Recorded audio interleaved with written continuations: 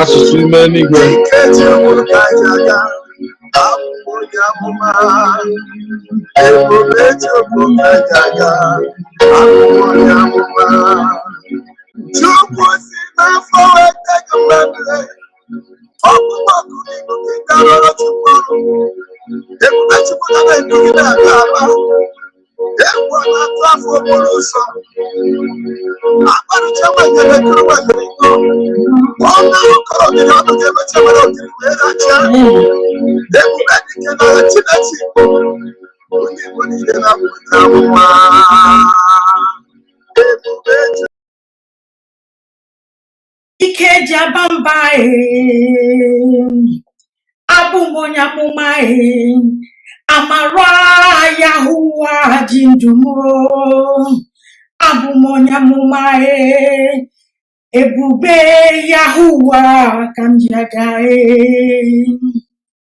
Master Prophet ibonyamụma asim elu ụwa nụrụ olu m n'ibonyamụma ma ike Yahuwa kijaga ike ji anyị isi ibonyamụma amara Yahuwa ji ndụ gị amara oke ọnụ ahịa n'ebube Yahuwa kijaga ebube ndị nsọ ibonyamụma asị m nụrụ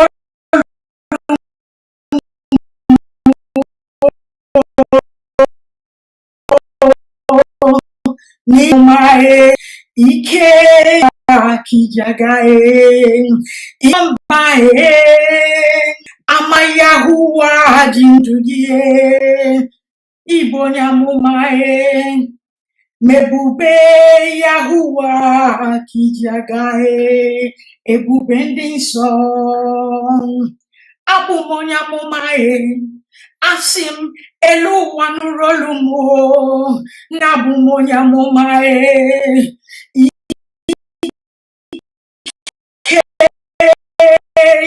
Yahuwa ime nganga abụmonyamụma mamara Yahuwa jindumo amara oke ọnụ ahịa abụmonyamụma mebube Yahuwa kamjiaga ibonyamụma Master Prophet ibonyamụma ma ike Yahuwa kijaga ike Chukwu okike amara Yahuwa jindu gị ibonyamụma mebube Yahuwa kijaga ọtụmọkpọ ndị nsọ ibonyamụma amara Yahuwa jindu gị abụmonyamụma asị m elu ụwa nụrụ olu m na abụmonyamụma ike Chukwu okike kamjiaga ike ji achụ ajọ mmụọ abụmonyamụma mamara Yahuwa naanị ya ji ndụ m abụmonyamụma mebube Yahuwa kamjiaga ibonyamụma ewo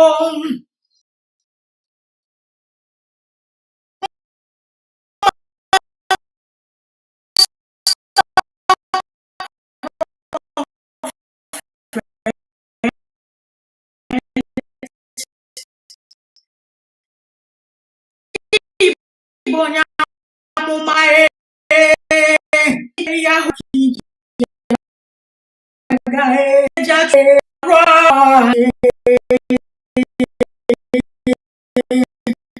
ibonyamụma ma ike kijaga ibonyamụma abụmonyamụma ewo asị m elu ụwa nụrụ olu m na abụmonyamụma ma ike Yahuwa ka m ji aga ike ji anyị si ewo abụmonyamụma ewo amara Yahuwa ji ndụ gị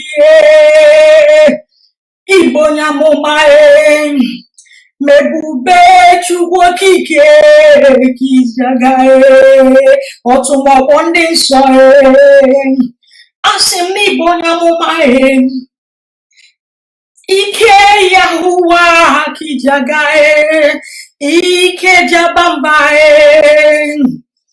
amara Yahuwa ji ndụ gị ibonyamụma ebube Yahuwa kijaga ọtụmọkpọ ndị nsọ ma ike Yahuwa kijaga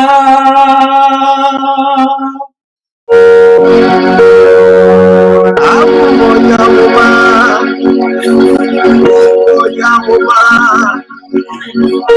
ejuru kajaga abụmonyamụma ebube Chukwu kajaga abụmonyamụma Master Prophet onyamụma Chukwu okirikiri ka na-abụkwa sana akelu okirikiri na-ekiri ododo agbarucha nwakele asụsụ ime n'igwe ike Chukwu kajaga abụmonyamụma ebube Chukwu kajaga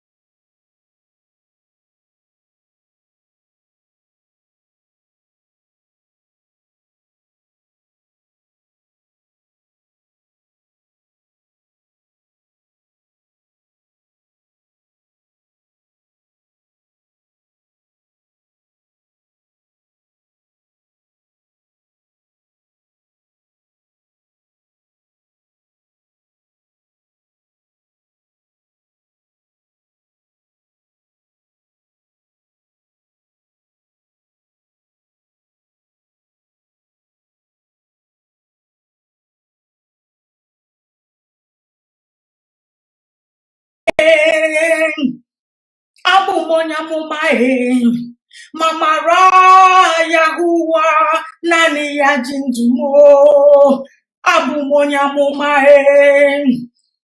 mebube Yahuwa ka m ji aga ibonyamụma ewo Master Prophet ibonyamụma ike Yahuwa kijaga ike jachụ ajọ mmụọ amara Yahuwa ji ndụ gị ibonyamụma ebube Yahuwa kijaga ọtụmọkpọ ndị nsọ ibonyamụma ma ike Yahuwa kijaga ibonyamụma Abu monyamuma ewo asim elu wanurolumo nabu monyamuma ma ike yahuwa kamjaga ike janisi ewo Abu monyamuma ewo amara yahuwa jindungie ibonyamuma Mebube chukwu okike kijaga. Udo, udo, udo, udo, udo, udo, udo, udo, udo, udo, udo, udo, udo, udo. Mama, mama, mama, mama, mama, mama, mama. Udo, this is the master prophet, young Joshua Yawins. The awakened one of the Biafran people, Biafran spiritual leader. The prophet and the founder of the new Igbo Biafran indigenous religion, Rufana. Ụbọchị taa wụ the 7th of June 2026. N'ụbọchị taa nwere a lot of ihe m ga-ekwu obere okwu. I will not waste a lot of time because time is a lot. Yeah, weekend. But before maybe though, I want two little things in aka. I want to poke and I have to poke them back. My policy will onyo bola kwuru ihe gbasara nne. Ya wuru eziokwu. Ya wuru na onwere otu onye ahụ ji chọọ imebi my person, slander my name, ịkọta aha m. I have to respond because gị kwere gị ya wụrụ na keep silent ikwerene. Anọghị m na the policy is to keep silent. Otu Maazị Nnamdi Kanu ji mee for 5 years. So mune keep silent. And ebubo say I keep silent, don't say anything. If I listened to him today, they would have been in hiding. And on Mazi Uchechi ete aron on over, I wipe on out the entire Mbreji IO Kano. Because it is clear now that she is the head of the Sabo. She is the one that has been leading this rebellion all this while. So, and when a lot of people on say they're working the one and keep was silent. With that. Because Ebube Yahuwah highway on their quest. Master prophet Ibonyamumae Asim Elu Wanurolumo Nibonyamumae Ma Ike Yahuwah Kijagae. If my mother can agree, sorry. I am not boasting. I put it to myself that Agamekwe Kahakutu my in-laws. Because Mbomahadendo, she was good, awesome good towards me. I wish that any man get that kind of mother-in-law. I wish that every woman can have that kind of mother-in-law. And because of them, because of her, Nainho Baram, Sim Nambiko, Nam Mpono with them. Dead Nam Pono. Naya watara hine many. Because one of the time I called on me, le kwen hin nan de kano happened de media warrior Hana Barim. And he has not rebuked them. Yes, him dead. na ya watch ya na one of the videos na mbiko na mbuto n'ọnwa mgbe nta na ihe ga-adị mma.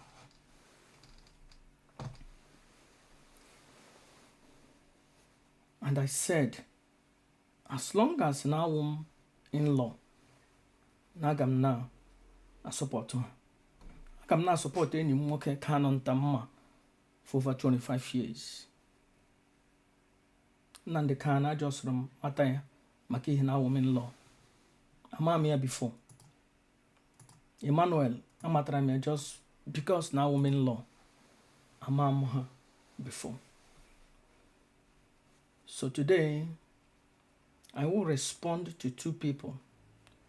Before me ekwu efule efu Mazi Uchechi.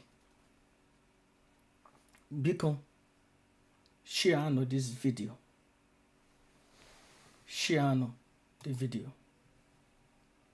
My son na sim or gini mere ma na say share my videos. And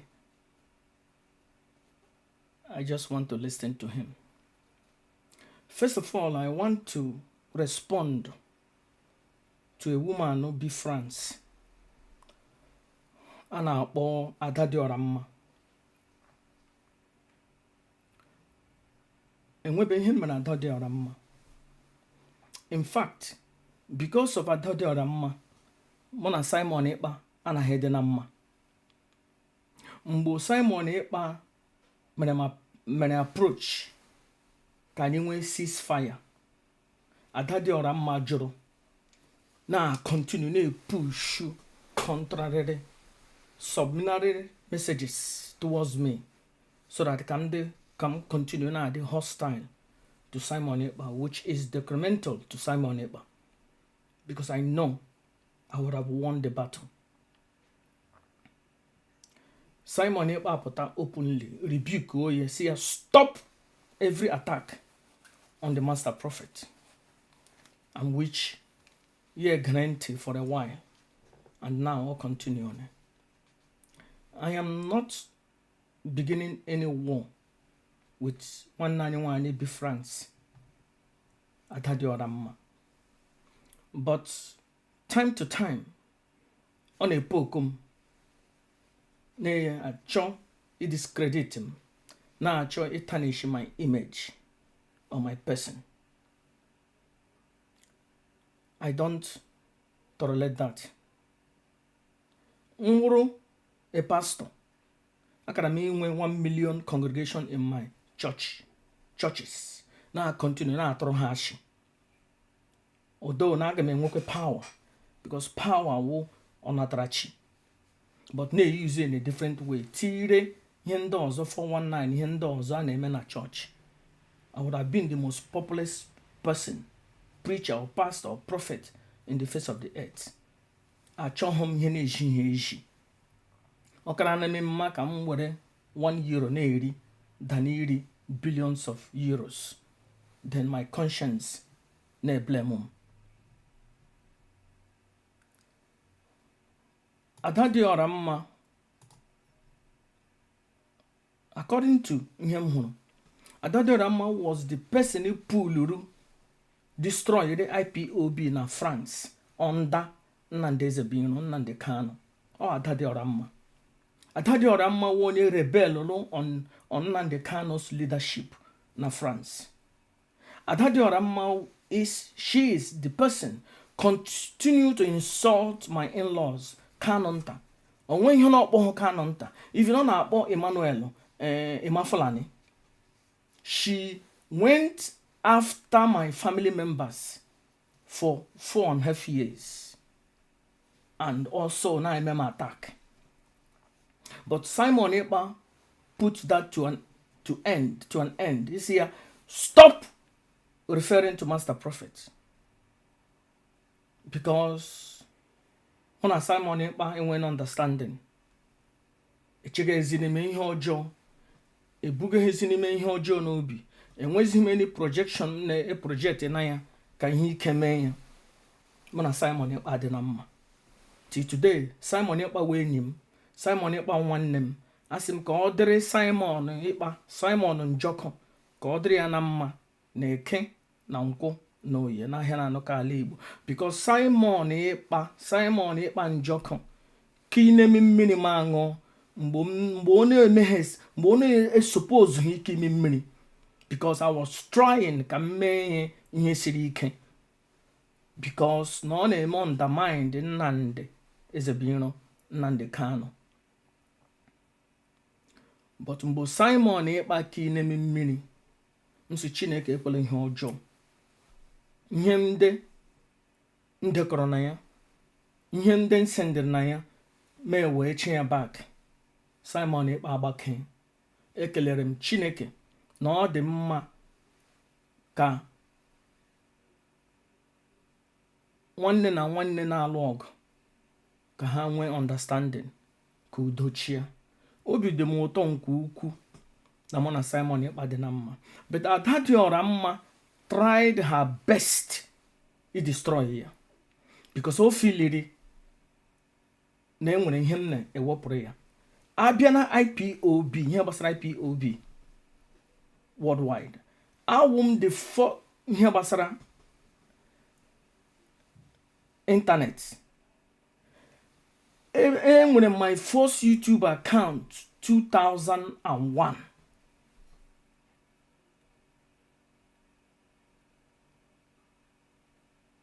Ọ dịghị mmadụ ole nwere YouTube account na 2001.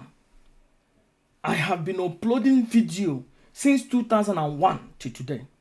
Ebido home time. Ekwo maka ihe IPOB bido ime upload videos. Adadiora mma did. Adadiora mma. Eji m Chineke rịọ gị. Enwe ihe dọgara na mụ na gị. Chineke mere ebere na ikwu n'okwu gbasara Nnamdi Kanu, Nnamdi Ezebiro, onye ndu, Supreme Commander. Obi dị m mma. But echefukwele because na isi ka emu udo ka ihe dị mma doesn't mean na mmadụ a ga-echete the past. A ga-echete the past. Echetekwa ya ahapụkwa ya move on. Ada dị ọra mma. Echefukwele that you are number one person undermine Nnamdi Kanu na France. Echefukwele that I was there on a daily basis in akpọ Kanu nto onye oshi onye ama family Nnamdi Kanu onye oshi onye ama Emmanuel Fulani boy and etc. Echefukwele that I was the only one that was defending them. Onye ọbụla pụtara na-ekwu okwu ihe gbasara Nnamdi Kanu. Don't forget na 7 years ago all of you hụrụ masị onye iro no send the sub messages na enwe program underground iji ma attack Master Prophet, which one of you said it. I have the video. Na hana I communicate underground how to attack me. Ka ha meme man attack, ka ha meme insult because I am independent till today. And those say tiri na ndị niile Nnamdi Kanu ji hiri ishi, all of you failed. From A to Z failed against him. Onye eni ofiliri might not be with him because anama shout oh hell Biafra, I do my own things. Or won't because of nalrum one day kam geji. No, enwere my own mind. I know my him name each before ma alụ nwanne nwanyị. And owo ga gba m ihe ngem because I am a man on my own. I will more but I'm game him likely because I'm independent. So I had the other mama. Obi de moto ni kumruku basara okuma basara Nnamdi Kanu Kanonta Nenna Emmanuel, but don't poke at me. Don't slander my name. Don't slander my name. Emebikwala aham. Ikumoku basara hani abekola say oh ni na-ekwu basara ha gị na-ekwu okwu basara ọjọọ kwasara Master Prophet, then you are not fully repent because iwu Ochiama have been consistent kamgbe ejijide Mazi Nnamdi Kanu ọgọ nwoke akwụrụ na with our family na defend ha na support onye ọbụla support ga ha ni. Ada dị ọra mma eji m Chineke rịọ gị gere Simon ịkpa ntị hapụ m aka ị na-ekwu okwu ọma gbasara my family my in-laws kwume but ekwukwula okwu ọma gbasara ha na-ege poku m na m na-akpọ onye amada all my way ana m akpọ onye na-akpọga ha nne I don't call onye na-akpọ m ichekie na DOS naanị onye m na-akpọ aha wụ naanị Chikedozie m ndị ọzọ ọ pụtara na m ama ihe niile na-aga na ihe niile na-emeni na m ama ele aha ya ama m ha niile some of them ahụchana m ha but I don't call them ihe na-akpọ naanị Chikedozie m ka m fesiri because ama m na ọ ya wụ isi kotoro ebu na ọ ya wụ onye isi ihe ndị ọzọ na-eme agbasa ha m ama m na ọ Chikedozie m onye isi iwọchi ya for 5 years enwebe onye nọ na DOS mkpọrọ aha directly criticize ya or insult okwu ihe gbasara ya I don't operate that way. So adadiora m hapụ m ka m na-eme operate otu m na-eji eme operate. The last time I check everything you have ever said enweghị okewu fact and honest reporting. Hi na-eme ihe ndị mmadụ kwuru ga-ewere ya poku holu turn onye otu iji ji like ya chi ọchị mụọ amụ a na-akụrụ gị aka maka otu na-eji ekwu okwu otu na-eji eme ihe ndị mmadụ na-aṅụrị but ahụbeghị m ihe ọbụla ma mgbe ị nọ wete Simon Ekpa ma mgbe ị nọ wete Nnamdi Kanu ma mgbe ị pụrụ ihe niile ị kwuru eweta ha enweghị fact akwụọ gị wụ onye mega accuse the legal team Ejimakọ na Kanu nta ihe niile all this while. So biko ada dị ọra mma obi dị m mma na iji ọnya na anyị but abịakwala gị na ekwu okwu ọma gbasara my in-law gị na epoku m on the side. Eji m Chineke rịọ gị mụ na gị enwe ihe mụ na gị dọga anyị adọga hụ fellow viewers I don't care. Biko eji m Chineke rịọ gị ada dị ọra mma hapụ m aka enwe ihe mere gị enwekwu n'ebe o ruru na mụ na gị biko eji m Chineke rịọ gị hapụ m ka m zuru ike enwe mgbe m kpọrọ gị aha mkpu ihe na-ekwughị respond to me ya wụrụ na achị ka m tụrụ aga m arịọ arịrịọ ndewo ekele m gị. Another thing m chọrọ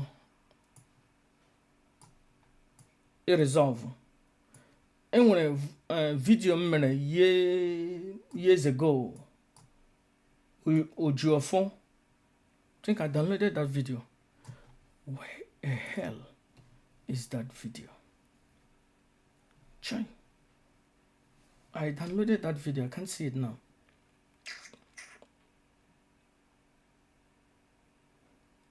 Okay. I'm happy. I want a video. Ojuofo Warene. Got to wire. Ne esunuweti na mne etrete ne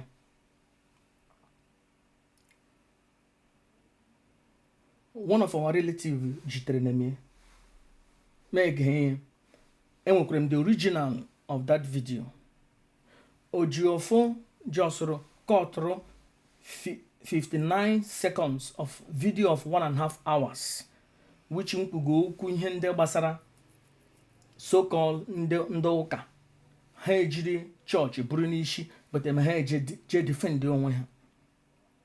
Ojuofo akọtụrụ that second m ga nsị Ojuofo ama m na iji je chekwa onwe gị all the week. Ojuofo sị na ya awụọ na night ka m kwuru ihe a nsị na ama m na iji je chekwa onwe gị but ji chọọchị na-edeceive onwe gị that the gods of the land gara ihe m kwuru na that video the gods of the land will remember you na ihe ọjọọ ndị na-eme Nnamdi Kanu Nnamdi Ezebinyo based on mgbe okpuru ọ na-agba ya based on ọgbakọrọtele niile ọ na-eri ya ihe ndị o mere wit ụmụ nwaanyị highway ihe ndị o mere wit Simon Ekpa ihe ndị o mere wit Nle Ofegbu ihe ndị o mere wit Rita Eze ihe ndị ọ na-eme with this Mazi Uchechi today. Based on that ka m ji na a comment on ihe Ojuofo na-eme. But I will not first fail to point out that Ojiofo Achuanam Ayabuzo Chuom first spiritually. Ma kantaya. But Ojiofo Biko onwebe mgbe m nọ face to face ịkpọrọ m aha ikwuru ihe ọbụla gbasara nne. But biko achụgaghị m gị. Ihe m na-ekwu na ị na-egbu Nnamdi Kanu, ị na-egbu Nnamdi Ezebiro mma mmiri, which ijuokwa m nji gị fact ma apọnchi anaghị ihe ndị mere. Ya wuru na o nwere nke m kwuru ụdị na-awụghị eziokwu, aga m the working the one. Aga m arịọ gị arịrịọ. Ihe ndị m na-ekwu gbasara gị n'ụwa na ihe ndị mere m filiri na undermined Nnamdi Kanu, including ịdị na-arụ ọrụ with Mazi Uchechi today. Achụgaghị m gị eju ọfọ, but m chụọ gị na ka m withdraw ya ka ị ghara ịkọtụrụ ya na ga-eje m. Ahụrụ m na ijene m ije, and that very day erepelụ m ya. But ijene m ije ọzọ ebe ọbụla ije na-akpọ aha m, the working one, I will use my nuclear option, and surely the gods of the land, mmụọ nọ n'ala nna gị ga-enye m authority. Awọ nọ na m gị. Odo na video i posturu ịkpọghọ m aha betiti na my video. Ojiofo enwe mụ na gị enwe ihe dọgara na mụ na gị na-awụhụ na asị m gị hapụ Mazi Uchechi ka o nwee ike unify ya ha family. Nnamdi Kanu achụwana gị, pull back, pull out, zuru ike, hapụ ka Mazi Uchechi nwee ike chee echiche mara na ihe ndị ọ na-emewu the detrimental to her and to the family. Onwe ihe dọgara na mụ na gị Ojiofo. Ịchụwana m mbụ mee repel ya, ga-echụwa m ọzọ, I will use my nuclear option. Ka m kọrọ gị akụkọ. Somebody na-enwe ihe mere ya maka ihe na ewepụrụ m ya na program anyị Obi Ndị Igbo, mwepụ ya maka ọ na-eje na-egwu ndị mmadụ wayo. M sị ya no, I meghere m this program for months now. Enwebe onye m na ego, onwe onye m ma just tigi taa the next day ide ha niile na platform ka ịrụ na ha ọrụ. Ma ewepụ ya iwe ya sị na ya ga-egbu m. Ya gwa enyi ya nwoke na ya ga-egbu m, enyi ya nwoke bi South Africa na ya ga-egbu the working the one. Enyi ya nwoke asị ya but ele ihe Master Prophet mere gị. Si ya na Master Prophet wee ezigbo mmadụ, ele ihe o mere gị. Asị mba na ya ga-egburi na m. N'abalị ya kọọ m pam. Mgbe ọ kụrụ m etete mata defend onwe m. In the morning akpọọ ya in the morning from ụlọ si no mmanya nwụọ na ọ bịara bịa igbu m, gbuo mmanya. So ya wụrụ ka wụrụ ilu. Barrister Ifeanyi Ojiofo achụgaghị m gị spiritually, achụgaghị m gị. Naanị ihe m na-ekwu hapụ Nnamdi Kanu, Nnamdi Ezebiro, hapụrụ ya ezinụlọ ha ka ha nwee ike settle their problem. Wepụ aka n'ihe gbasara Nnamdi Kanu, Nnamdi Ezebiro, ọgọ nwoke. Hapụ ya aka, hapụ ezinụlọ ya ka ha nwee ike unify ya, settle onwe ha ka ọ ferụrụ arụ zuo na ha anyị. Because ọgụ a na-alụ na-awụ ọgụ gbasara family, and at the head of it. Ya na 2015, ọgụ bidoro na 2015, and you are still fighting this war against Nnamdi Kanu's family. So biko hapụ ha aka. Ịchọ continue okwe ọ gbasagha m bọtụ ije na m ije ọzọ as Chukwu livet, all my right to defend onwe m. And I, the working one Biafran spiritual leader, enwere m the nuclear know-how to defend onwe m, and that may defend onwe m. So at that time, ihe ọbụla mee gịnị ebekwala ebe ọbụla ijene kpọọ I, the working one aha Chineke something ga-abịa and ị gaala achụgahụ m gị achụkwala m, but ihe anyị na-ekwu ịgba ọnụ. Enwe ihe m kwuru gbasara gị na-eji ha eji washi respondụ ncheke ya wụrụ ashị, aga m arịọ gị arịrịọ. Ya wụrụ that video mepụlụ ya dan rịọ gị arịrịọ, but achụkwala m. Ịchụọ m oju ọfọ, I the working the one, enwere m the power, enwere m the nuclear know-how to defend myself, and that may defend the onwe m. Ndị Igbo mma. Today aga m ekwu okwu gbasara this efulefu Mazi Uchechi. Mazi Uchechi indeed has hijacked the family of I.O. Kano. In fact, opuo n'utu. Uchechi epuo n'utu.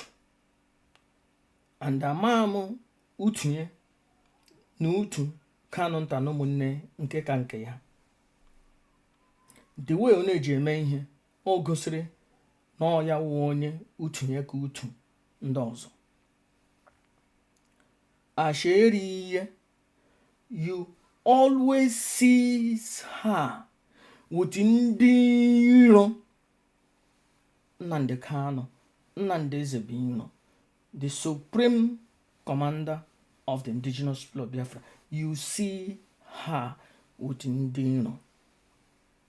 Mazi, show me your friends. Jimmy ndege na ha na-akwụ. Lekwe 5 persons gị na ha na-akwụ. Gị na ha sere picture. Ndị awụ ndị isi grand zero ndị iro.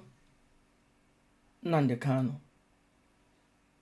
Nnamdi Ezebino. You can beat that. Ele ihe family I.O. Kano mere gị.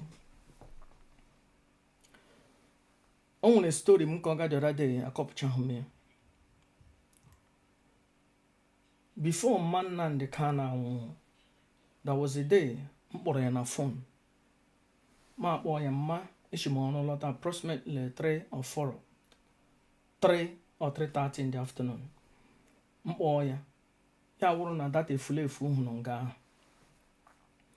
Mgbe ọ na-achịla ịgwa m na anụ m olu ya na background. Mgbe ọ na-achịla ịgwa m na nwaanyị nọ nga, aha nga ya na m phone. The reason ji hang ya phone awụ na ana m atụ that idiot ụjọ. But ama m na ọ cancer. Because I, the working the one, eligwe jiri m ya na 2015 no cancer. No cancer to Nnamdi Ezebino, no cancer to IPOB and those sitting and that show me anything in game go something tasam na. Because I am fully persuaded na ma Nnamdi Kano because all you do all likely could don't know and all ya measuring the mona Nnamdi Kano all ya settle a little bit in Sobumana Enwone. And in Sobumana Enwone, Makihi, Namse na Uchechi Mazi no cancer. In 2015, I wasn't an in-law. Yeah, but I was in a prison. A reason here, Chianakabe, without a corona, Yawani mene. Mpariwani parade, Nen and Naya for 2 years. Nani young no one, I'm say. Na nwaanyị wo cancer. You come here. He doesn't want to communicate with me. So, ma happen. Ozi mbo mma bịara Germany. Ka ọ kpọrọ m dede na mbiko na mwepụ that video. Na ya chọrọ ka enwe udo na ezinụlọ ya. I will not fail to point out that Kanụnta agwala m ya more than 20 times. Ama m na Nnamdị na-eji ihe. Ngwa ya sị na ọwụ nwanne gị ga-atụrụ m ụka ihe m ga-eme n'ụlọ m. Na ebiri na m ebiri before ma mata nnọ. And ọwụ ya ga-atụrụ m ụka. For years, even from prison, ka ọ na-eji oji na mwepụ the video. Ewepụghị m ya. Ọ mma kpọrọ m dead. Biko wepụ that video. Na-egere ya ntị. Wepụ that video. But ihe m na-ekwu today ele ihe mere ni Mazi Uchechi ji always with ndị this family. In the beginning, she was working with ụmụnwaanyị highway. Chinwe achala ọnụ with ụmụnwaanyị highway. Ya na-eji nja ha. Mgbe ohu ebido na-ekwu okwu gbasara Kanụnta na ya rere nwanne na ya nwanne n'ochetere na o nwere news pụtara na asị na Kanụnta was communicating with ndị ji Maazị Nnamdị. Ka na-asị Chineke ife mkpụrụ onwe m ama ile otu ihe ndị na-eji eme ama nọ ihe Kanụnta kọrọ na ya that very time that ya na-negotiate ka release nwanne nwoke ya were ejekọrọ Chikedozie ejie na fight Kanụnta. Oke nọ n'ụlọ gbere oke nọ n'ama na ofurife ogiri nọ na ngịga. I've been saying it all those while. Chineke mee na-ebere ihe niile a ikuku ebu one anyị ahụ n'otula ọkụkọ, anyị ahụ n'ọtụrụ ọkụkọ, anyị ahụ n'ike ọkụkọ. Chineke mee ikuku ebu one anyị ahụ na fada na ọsọ hụtara aza ọ na ọsọ tara aza anyị ahụ na ya. Mgbe okpuru niile a na-agba family of I.O. Kano, she ya ka m change ihe ka m mara ịdị na-atụ aka the wrong place.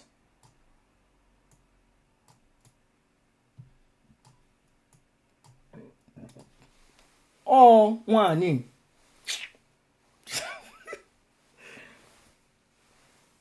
okay. Ele ebe m ga-atụ aka, ele mbe m ga-abanye aka ebe esere mmadụ. Nwaanyị ka m wepụ mmanga sara ka m mara ịdị na-atụ aka wrong place.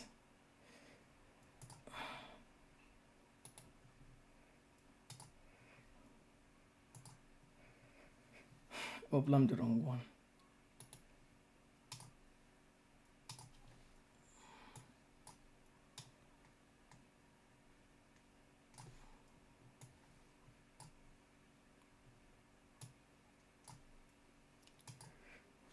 Mgbe okpuru niile a na-agba towards the family of I.O. Kano since 2015 to today.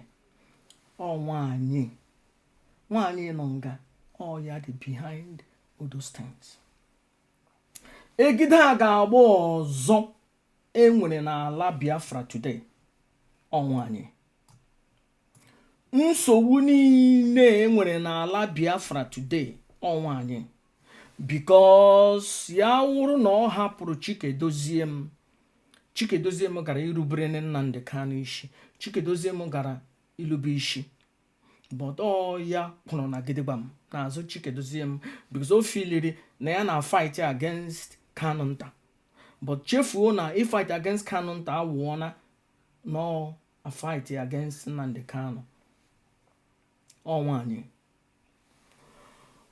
Mgbe m kpọrọ n'ụlọ ma Nnamdị Kanu epikie fonu n'ụlọ Kanụnta si m dede na o nwere ka mgbe ọ chịrị ịgwa m na o nwere onye nọ nga nna m olu efulefu na drọpụ fon ya pụtazie na-asị na m nọ n'olu ya gba ọsọ. Anụrụ m olu ya bụzi achọghị m ka m filie guilty na mma asịla m na m hapụkwanụ prọfesi ihe Chukwu jikwere m ele ihe m ga-eme na drop phone. Mma nọ n'elu bed ya ma ya akọ aka eribeghị nri ụtụtụ ya abịa were nsogbu ha nwere dobuma afọ dobuma ya aka oke mma achọ ifixiri na ha egide a ga-agba ọzọ ha nwere. So you have to understand today ka eji ha nwee egide a ga-agba ọzọ. Onye nọ n'olu ọrịa DNA n'elu bed na-arịa, ihe nwaanyị mere wụ ishiri na indomi shie na ha indomi wara asị Kanu nta dọmara ihe ndị eji eshi ofe ma ya lọta, ya sị na ya lọta na ya ga-eshi nri. Nwaanyị nọ nga makwa 10 minutes away, nọ na họteelụ 5 or 10 minutes away before Kanu nta na-ayịla ya aladiye hapụ nne di ya n'elu bed na nna di ya n'elu bed n'elu ọrịa, ya gaa na họteelụ jee nnụ tọchi ụkwụ na aka na-epenti fingernails. Nsị mma mgbe ọ hapụrụ ama mma ọ mkpọrọ mma ka ọ ya kparịrị m, echefuone m. Njọ ya na-eri nnekwu nri ya sị m mba akwa na nwaanyị bịara na kamgbe ohu o ji bịa na ha na-akọ akụkọ ihe na-emene na ya na-achọ isetụlụ ha. M sị gịnị isetụlụ gịnị? Ya sị m dede ya gekwana eme na aṅa na ọ ga-akọmplen na ya ihe ya agba nkịtị na n'obi ya ga-ekwe ya. Nwaanyị ahụ wezigbo mma Nnamdi Kanu wezigbo mmadụ. Ihe mere na mgbe o ji nwụọ ebere m akwa for years. Ebere m akwa for years. Nọ naanị indomi ka o shiri na ka ya na onye eze rie. Ya sị na onye eze anaghị eri indomi, so na ihe ebilitelenụ so that before Kanu nta ga-alọtakwanụ ka eshie niile ka onye eze erigodo so that Kanu nta alọtakwanụ ya hụ ihe ọ ga-eri. Ya hapụ nne di ya na nna di ya n'elu bed n'elu ọrịa jee balansị ya na họteelụ na-etechashi fingernails. O rughị 1 week that woman anwụ. Nwaanyị ahụ nwụrụ maka obi mgbafu because o si tiene na visa na ha emene expire and oge ruo na mgbe ha ga-ala. E nwere ihe na-aga on si na Nnamdi Kanu rentiri ụlọ na check ihe ụlọ m rentiri asị nga na azụrụ m ụlọ n'edi m bịa ọtụmashi na check ụlọ m erentiri m dị ụlọ because na ama m na visa ha anwụmana ndị mma achọghị ịlụ ụlọ. Chineke gịnịkwe m ntị ma planụ mụ na nwaanyị ma planụ na anyị ga-epulu ya ewe mgbe Kanu nta na-anụghị ya. Njụọ ya si ya ele paspọtụ gị, napụta paspọtụ gị, ya napụta ya.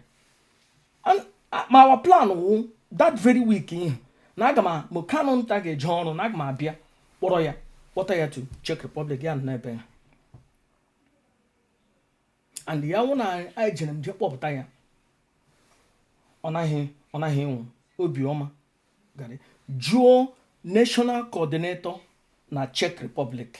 I even discussed that thing with her na achọrọ m ipulu this woman ka ọgọ nwaanyị ka ọ bịa nọrọ na Czech.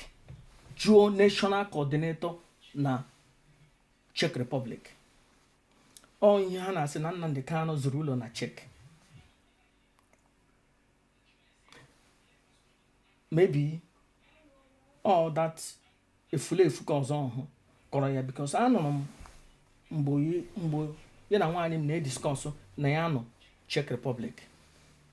Ya onye agbata eke ka ọzọ ọ ya were na jekọ because onwe otu a ga-eji amata nọ ebe ọ nọ. Ma ya wụhụ onye agbata eke ihe ya wụrụ dịsị oke nọ n'ụlọ na oke nọ n'ama because ọ mmadụ abụọ ma na mebi na anyị nwere another ụlọ na Czech Republic.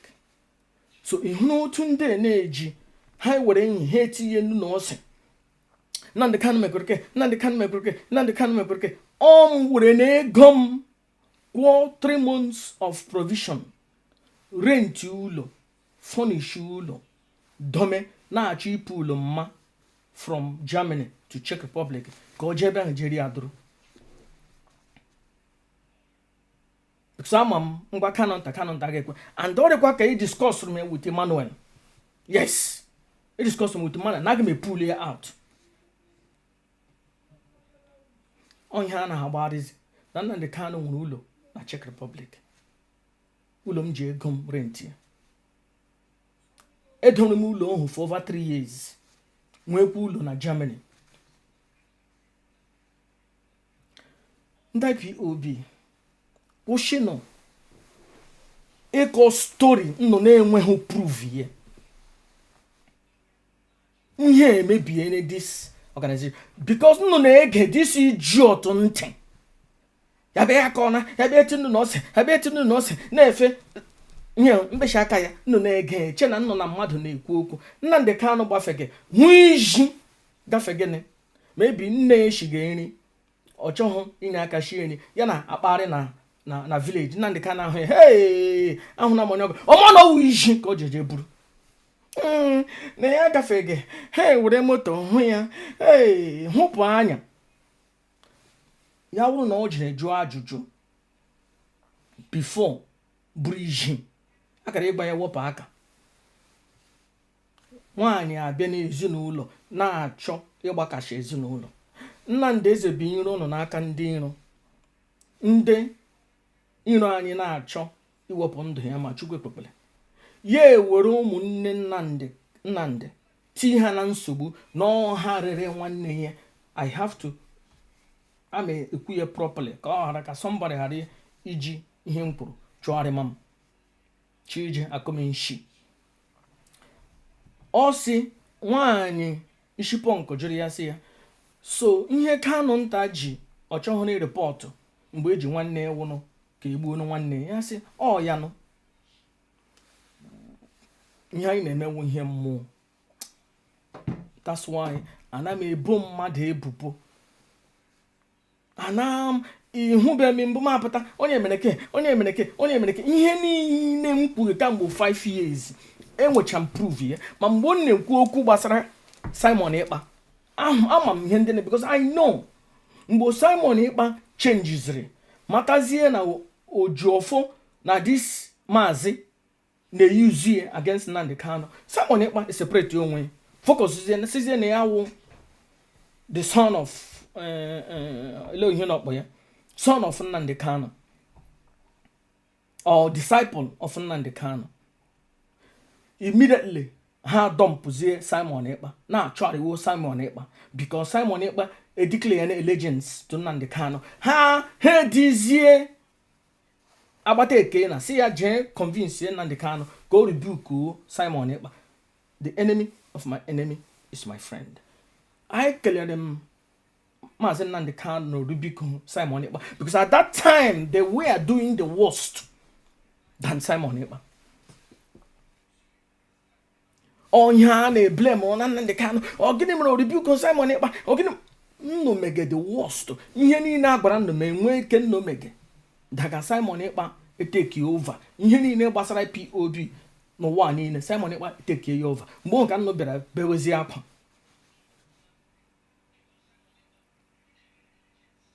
Today aga m blame Simon Ekpa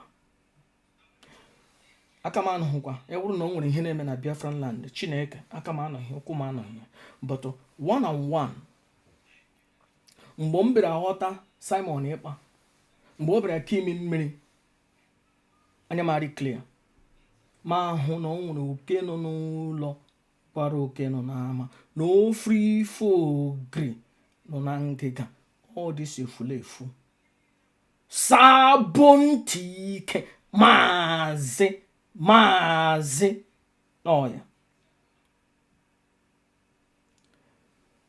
mgbe Bridget gadoro ụmụ nwanyị IPOB ha eje na-ekpere na Simon Ekpa ekpere ka o lidie na ha ka ha nweta Biafra efulefu usonye at the same time m na-achọ ihe ga-eme Simon Ekpa efulefu usonye mgbe ohu ke lawyer wetara akwụkwọ ka asa avọ ka wụọ no Simon Ekpa ka ọ dị na-eyuzu aha Nnamdi Kanu efulefu usonye kpene Simon Ekpa ekpere mgbe Simon Ekpa ghọtaziri ihe ọ na-eme na ha na-eyuzu Simon Ekpa emezie ataki Ojuofo ya agbaka. How dare you ime attack Ojuofo si ọtọ gba nwanne Nnamdi Kanu ọ ga-eje si onye ahụ Maazị ekele nne m gị si thunder gbagbuo nne Nnamdi Kanu which they said Ikenga kwuru ihe Maazị Ikenga but kwuo okwu ọjọọ gbasara Ojiọfọ ya gbaka. I don't know why o ji na-aghọ Ojiọfọ ka mgbọ, o ji na-ahị ya aja n'ukwu na-aghọ ya ka mgbọ, instead ọ ga-aghọ Nnamdi Ezebiro ka mgbọ ya na Ojiọfọ ka mgbọ. I don't know.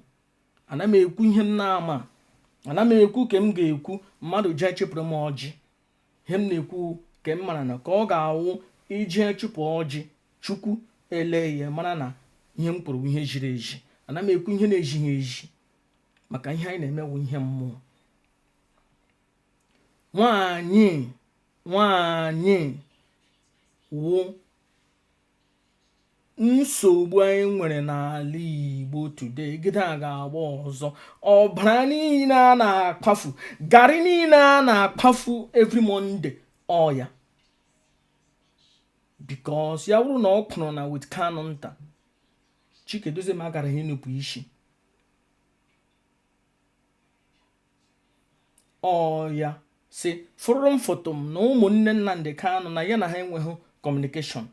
Rather enwee meeting, enwere ha meeting with Ojiọfọ, ya side ya na Ojiọfọ rebuke Kanu nta. I don't know why o ji hate this family, hate ha okwu ha dọrọ n'ala. Chineke ala efuone, ala Igbo efuone. Chineke onye si na ihe ọjọọ dị ya mma, Chineke nyekwe ya ekwuru mmaji o. Chineke ala efuone.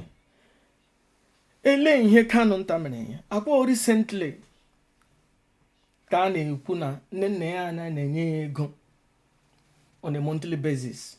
Kanu nta na-emere ya arrange ego, Barrister Lawyer Ejimaka na-emere ya arrange ego. Ha nyecha ya ego ya na sabotage kwa ha. John nwaanyị ọwụ England ka obi, gịnị mere ọ na-arụ ọrụ ndị Nigeria na-arụ na England wụ security and health care. Ha na-eji ebu ezigbote ego, some na-ebute 3,000 pounds in a month and or etc. Ole ihe nwaanyị iji onweghị day job, ihe ọma wụ na-efegharị ọhịa na ụzọ na-achọ ndị iro Nnamdi Kanu ego ha gbatara ya na shia ya. At that time na sabotage the supreme commander of the indigenous, onye nne ya anwụọna, nne ya ji obi mgbawa nwụọ. Chai, nwaanyị mụ na ya dị na mma. Chineke alefuone. Ogo nwaanyị mụ na ya dị na mma. Chai, Chineke were obi mgbawa na ụjọ nwụọ. Nna di ya His Majesty, chai, ma ọbara m kpọrọ ya sị nwa m ọ ga-adịrị gị na mma. Si ya mpa ele otu dị, ya sị m hafụwa. Mkpọ ya mpa ele otu dị, ya sị m hafụwa. He never said something different. Ebutere ya iri oge, ebutere 1 week, nwoke anwụọ. Soro nna anyị ha na-eji atọrọ ọjị. Ọ ya ka iji wepụtara na social media si na nwaanyị ewu onye oshi, n'ọwa onye nshi na aja. Chineke alefuole. Nwaanyị nnụnụ na nweghị onye bịara n'ụlọ ha na-eriju afọ, onweghị mmeede enwere n'ụlọ ha na-ebi ka onye eze. Ya were nwaanyị ji obi iwe, obi mmafu nwụọ. Ya wụ na owuwe ezigbo mmadụ, ghost ya gara dị na-ahụ ntụ n'ala Igbo. Nna di ya ewere obi mgbawa, give up, sị na enweghị ihe ọma ya nwere n'elu ụwa, na nwaanyị ya nwụọna. Ya esoro nwaanyị ya soro nna anyị ha je na-atọrọ ọjị. Ọ ya ka efulefu jere inspire Ikenga asị na ụlọ Nnamdi Kanu webe ụmụ nwaanyị na ụmụ nwaanyị ibefa na-arụ onwe fa aka n'ike, no family of Sodom and Gomorrah, n'ebe ihe ọjọọ nọ n'ala Igbo. Ikenga asị thunder gbagbuo nne Nnamdi Kanu, she had it. Ye Jesse Kenga, Mazi. Biafran child has shown no to one Nande Kano, no to one Kanonta, no to one Nana, no to one Divine Mother. Just see Jot, Jesse Kenga Mazi. Chinek. Your jaw. Your jaw. Adema. Chineke ebe na makwa. Ebe de makwa. Your jaw. Adekwara nam. Chineke. Enekwula ụmụ m ndị nwoke. Enekwula my generation nwaanyị dị otu. Chileke ọrị nga ama dị awoke ndị nwa na-eshi. Chileke ọrị nga ama ma eshi. Chileke alefuone. Alefuone. Intent or intention of this idiot wokama I okanushi. Ya wuru na ihe menande. O declare na 95% of the social media no with Chike Doziem, that means with her. No 5% no with Kanonta na Nenayanya. By saying that, no with Nande Kano. So that him and the Kano ha be against any nwoke Kanonta na one name nwoke Emmanuel. Pafo bana. That is ama onyezi shin. Because all mama won who the next of kin. Onyo di choka ama shin. Because ya won on waya with the next of kin. Oga choka ama shin. Chineke. Ali Igbo efuone. Ali Igbo efuone. Ihe ọjọọ.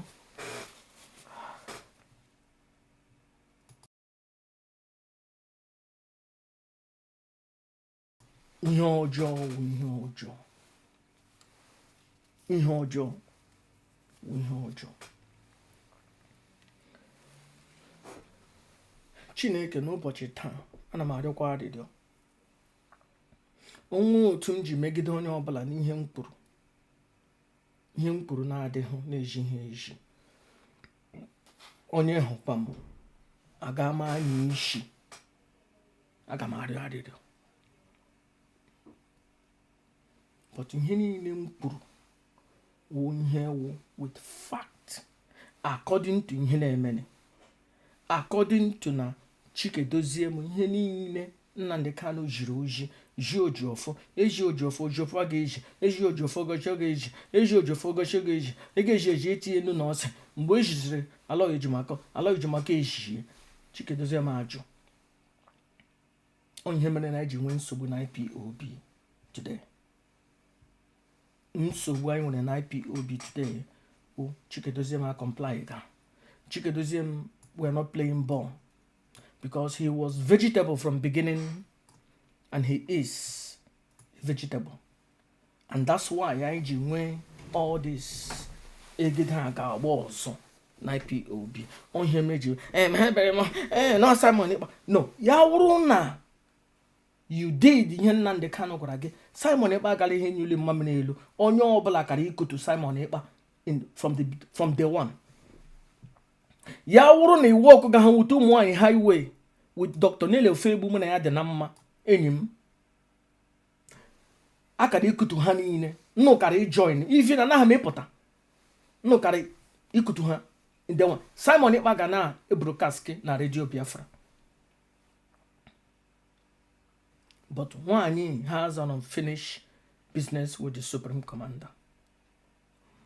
Ọ pụtara kwuo ọkwa mkpụrụ ya na Nnamdi Kanu according to her spokeswoman Madam Ishipong na Nnamdi Kanu apụọna n'ụlọ for over 1 year. And anọkwara m a lawyer kwuru ihe na he was running around.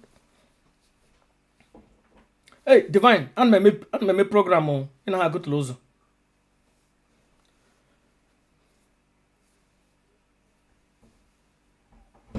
Ele ihe mere ni maka ihi British government chụga Nnamdi Kanu. That's not true. Enweghị otu British government ga-eji achọrịma Nnamdi Kanu. Hegide ha nwere onye nwere British passport send ya to zoo. Ọ dịghị possible. Enweghị ihe Nnamdi Kanu, Nnamdi Ezebinyo, Supreme Commander mere o kwuru akara ihe ikpoje to zoo. Enwe because enweghị na evidence na nwere onye ogburu. Only allegation. Even ha kara protect ya more. But ihe mere onye ndu ji gbalaga wụna onwe ezumike because ya nọtọkwa ejizie social system na hunt ya o weta akaụntụ ebe ọ na-arụ ọrụ o weta akaụntụ ka a mara ego ole ọ ga na-akwụ because obizihu n'ụlọ. Ọ gịnị mere obihu n'ụlọ? Ọ gị chụpụrụ ya. Mgbe ị maga di gị ụzụ no matter ụzụ means a lot of things. Ụzụ can be na ịdọrọ na trouser. Ụzụ can be na ịkụrụ ya aka n'obi. Ụzụ can be na ịkụrụ ya aka ntị. Ụzụ can be na ịmachiri ya amachi ụzụ. Because na ị na-ama ya ụzụ and nwe otu ọ ga-eji retaliate. Because ya retaliate ya then ọ bịa na big problem. Ya sị na ọ kara na ya mma ka ya were Ben Johnson. Onye ndu were Ben Johnson na-amagharịzi from places to places. Ele otu ndị mmadụ awọchiga m this boy a na-akpọ Awilo. I hope na ya nke ekpu glasses Jarade and ya na-ekwu okwu gbasara na Nnamdi Kanu nwere ụlọ na Czech Republic. Awọchiga m this Awilo. I hope na aha ya wa Awilo. Ya na-akọwa na Nnamdi Kanu na-edepọtụrụ ya from Kenya. I think Azayoba kwuge na ya mgbe ya kwuru ya last year or 2 years ago na ndị mmadụ believe ihe. All information ọ nwetara wute onye because ọma Nnamdi Kanu anọghị England but Nnamdi Kanu ezughị ike tọrọ ji n'ebe ọ nọ. Ya wụrụ na Nnamdi Kanu pụrụ ya hapụ ya lepụ ya anya, Nnamdi Kanu anaghị ebi na nsogbu.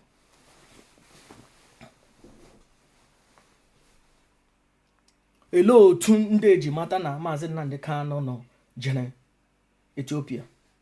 Ọ ya nwere that information share ya with ndị agbata eke ibe ha na-eme Nnamdi Kanu attack ya agba nkịtị but ugbu a ọ pụtazie na fully na-eme attack Nnamdi Ezebinyo to the extent were mma Nnamdi Kanu. That's why m ji bido kpọwa ya aha. Ifeda na m ịkpọ ya aha. A lot of people nọ na DOS ana m akpọ ha. I don't call their names because onwe onye n'ime ha kpọrọ m aha and ana m akpọ. Ana m achọ onye na-achụgaghị m nne. Ana m ajụgbu eri. And ihe m ji kpọọ that idiot aha wụ na ọ pụtakwara kwuo ihe gbasara m nne. Ihe m ji kpọọ this Mazi Uchechi aha. So that kind of me kpọọ ya aha. Aka m na-ekwukwa ihe m na-ekwu. Okennolo. But ọ bidoro kpọọ m aha. Then enwere m legitimate right ịkpọkwana ya aha iset the record straight. Maga like ihe ke gbasara gị ihe my way.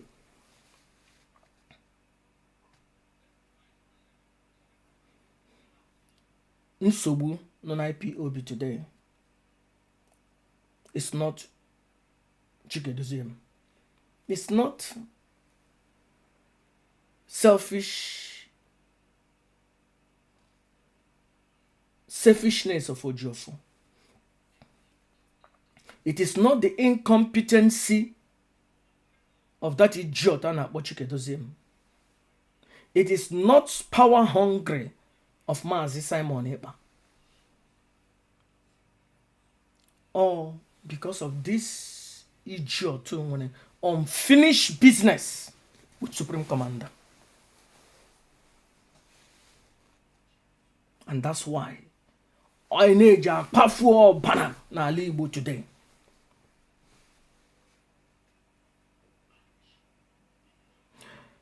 Nnamdi Kanu nwere plan for 100 men. Ọ pụtara with ndị iro Nnamdi Kanu na-criticize 100 men. Ọ jere to Italy with 5 or 6 people. Ha akpọma ya na restaurant n'ihu cafe bar. Ya na-achị ọchị ka an idiot. Ha na-ekpe ya na ha ga-enye ya 100 euro. Whatever. Ihe ha sị ya emene ha. Nwaanyị mụrụ onwe ya akaja. Somebody in underground na-asị na ha nọ under the leadership of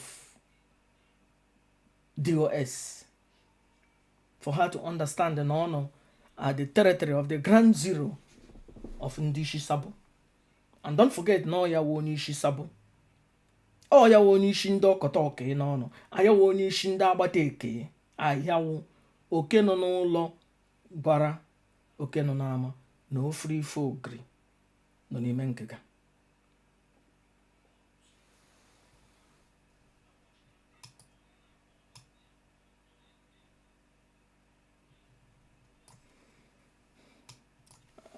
I have to go now. Share this video. Onye mejọrọ biko gba m aga m arịọ gị arịrịọ. Onye mejọrọkwa m aga m appoint kwa out n'imejọ na m. But ihe m na-aga ekwe ka mmadụ mebie aha m. O nwere one woman bi England. Ọ gwara m na brother-in-law ya gburu di ya wee eziokwu. Chineke ọnụkwa n'ọfọ. Gwa m na brother-in-law ya na-achụgharị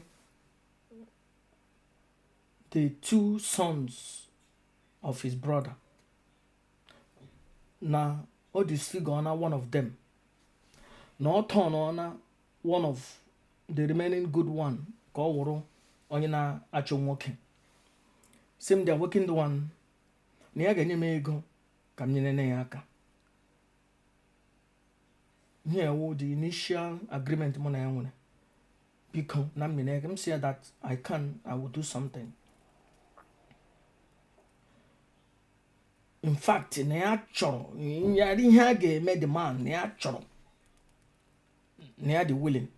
Na ya ejene olumba na anana ya 7 cows na enyene 1 pastor no 7 million or cause no gịnị.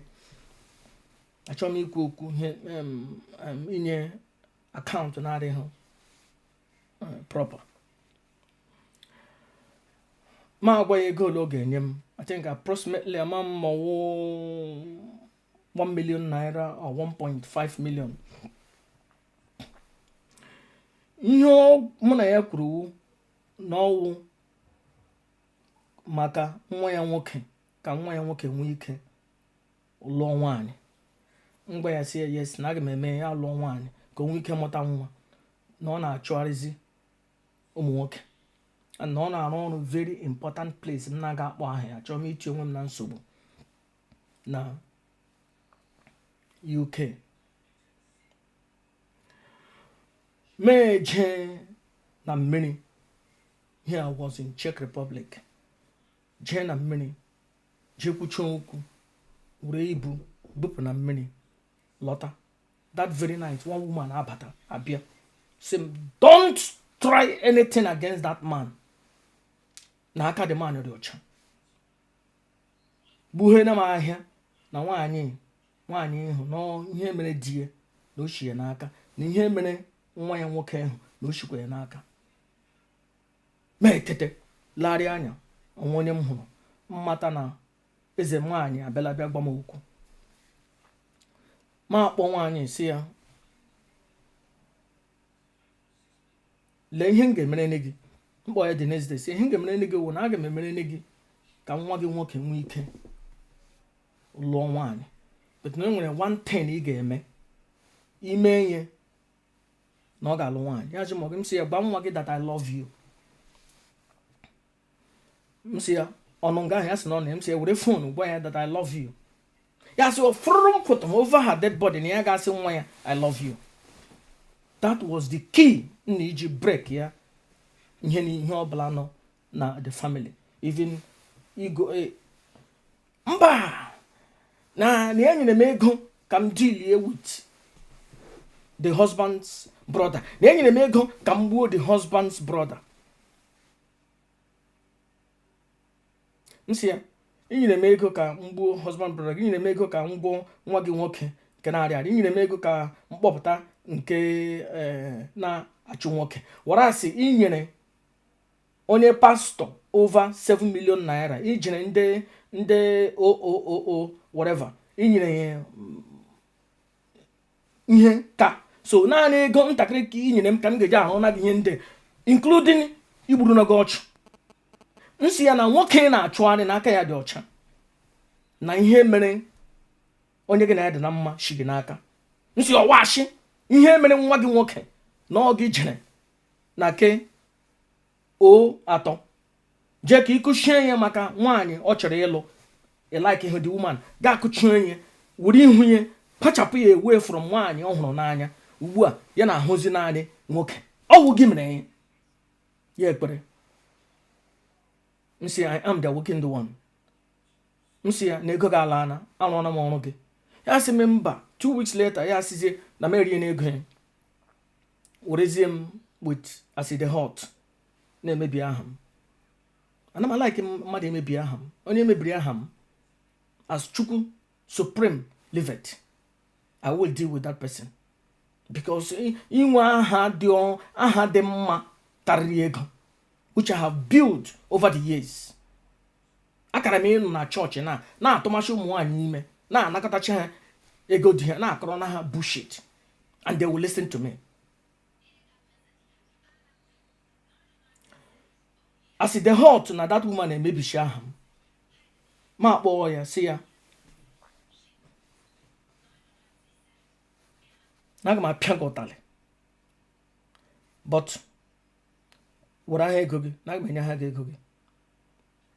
In fact before ya eje na ki as the hurt ewere na m ego ya balance ya si ya na aka m dị ọcha because nwaanyị mmiri asịla m na mwepụ aka na the case and mụ na onwe m bụ onye mmiri I have to obey.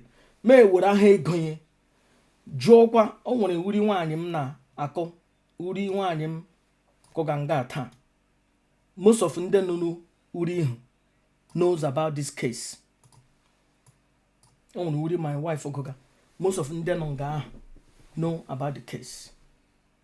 Mee were aha ego ya pụọ na ya na akaụntụ ya na England. Si ya aka m anọghị ụkwụ m anọghị ya na nwoke ihe na-achọ igbu nwanne nwoke anwụọna. ụmụ nwanne nwoke nọ na nsogbu because of your stupidity, because ịchọghị ka ụmụaka soro nna ha ge ahịarịga ha na manipulate their will. Ugbu a na they are gone. Ugbu ịchọmana their working ndị wana ga-abịa apafere gị ọbara. Si ya were aha ego gị mee were aha ego enye ma ndị ekpukpere ọzọ na-achọ ịkpọ aha sị m na m anwakwala nwaanyị aha ego. Ofu onye dibịa sị m don't give this money back na m ego na m arụ n'ọrụ na m enye ha kwala ego. M sị ya no, I don't operate that way. Me were ego ya nye aha ya but o were n'aha m jee na-emebishi with acid hot. Akwụrụ m aka m ọtọ all this while. Ndo ihe mere ihe ọbụla gbasara IPOB ana m ajụgbu eri onye ọbụla maka ihe gbasara Nnamdi Kanu. Nwebe onye mkpere na ekpere for the past these 5 years. Onye ọbụla bịara m si ya jeme because ama m onye nwe onye iro onye ha dine ka ọ bịa set him up. Family Nnamdi Kanu, siblings Nnamdi Kanu plus me, we have suffered a lot. Anyị ata na ahụhụ and ọwụ ihe mmadụ ga na-abịa na-etro hijab na-akọ bullshit. Ndị Igbo ekelene m nọ n'ụbọchị taa. Ya dịrị na mma. Biko share this video. Share the video and send kwa like. Send like aga m ekwu okwu super chat nkwu na ha sị no Okorobịa dị mma Master Prophet the awakened one ihe kwuru na-eme okorobịa dị mma Master Prophet the awakened one ihe kwuru na-eme okorobịa dị mma onye amụma Yahuwa the great ya ihe kwuru na-eme okorobịa dị mma aka na-agwọ ọrịa onye amụma Biafra anyị sokwa gị n'azụ okorobịa dị mma onye nsọ Chukwu okike abịa okorobịa dị mma ihe kwuru na-eme okorobịa dị mma onye amụma na-eme mma okorobịa dị mma anyị sokwa gị n'azụ okorobịa dị mma Master Prophet the awakened one ihe kwuru na-eme okorobịa dị mma Master Prophet the awakened one ihe kwuru na-eme okorobịa dị mma onye amụma Yahuwa the great ya ihe kwuru na-eme okorobịa dị mma aka na-agwọ ọrịa onye amụma Biafra anyị sokwa gị n'azụ okorobịa dị mma onye nsọ Chukwu okike abịa okorobịa dị mma abụ m onye amụma amara Yahuwa ji ndụ m abụ m onye amụma ebube Yahuwa ka m ji aga Master Prophet ịbụ onye amụma asị m elu ụwa nụrụ olu m n'ịbụ onye amụma ma ike Yahuwa ka iji aga ike ji anyị isi ịbụ onye amụma amara Yahuwa ji ndụ gị amara oke ọnụ ahịa n'ebube Yahuwa ka iji aga ebube ndị nsọ ịbụ onye amụma asị m ụwa nụrụ olu m n'ihi bụ onye amụma ike Yahuwa ka iji aga ike ji aba mba ịbụ onye amụma amara Yahuwa ji ndụ gị ịbụ onye amụma mebube Yahuwa ka iji aga ebube ndị nsọ abụ m onye amụma asị m elu ụwa nụrụ olu m na abụ m onye amụma ike Yahuwa ka m ji aga ike ji eme nganga abụ m onye amụma mamara Yahuwa ji ndụ m amara oke ọnụ ahịa abụ m onye amụma mebube Yahuwa ka m ji aga ịbụ onye amụma Master Prophet ịbụ onye amụma ma ike Yahuwa ka iji aga ike Chukwu okike amara Yahuwa ji ndụ gị ịbụ onye amụma ịbụ onye amụma mebube Yahuwa ka iji aga ọtụmọkpọ ndị nsọ ịbụ onye amụma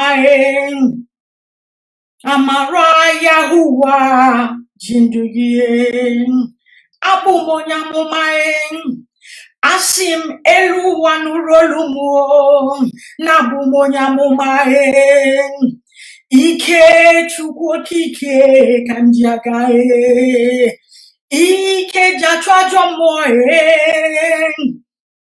Abumonyamumae Mamara Yahuwa Nani Yajindumo Abumonyamumae Mebube Yahuwae Kamjiagae Ibonyamumae won Master Prophet Ibonyamumae Ike Yahuwa Kijagae Ike Jatra Jomoe Amara Yahuwa Jindugie Ibonyamumae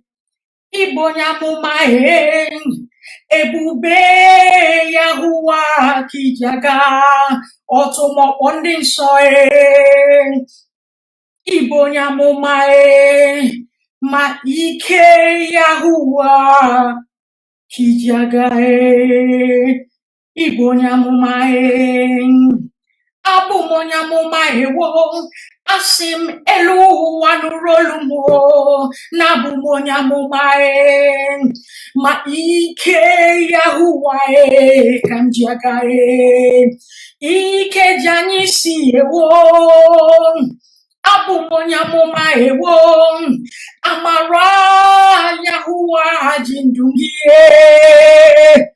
Ibonyamumae Mebube chukwu kike kijagae Otumo wondin soe Asim Ibonyamumae Ike Yahuwa kijagae Ike jabambae Amara Yahuwae Jindudie Ibonyamumae Ebube Yahuwa Kijagae Otumo Bondin Soe Ma Ike Yahuwa Kijaga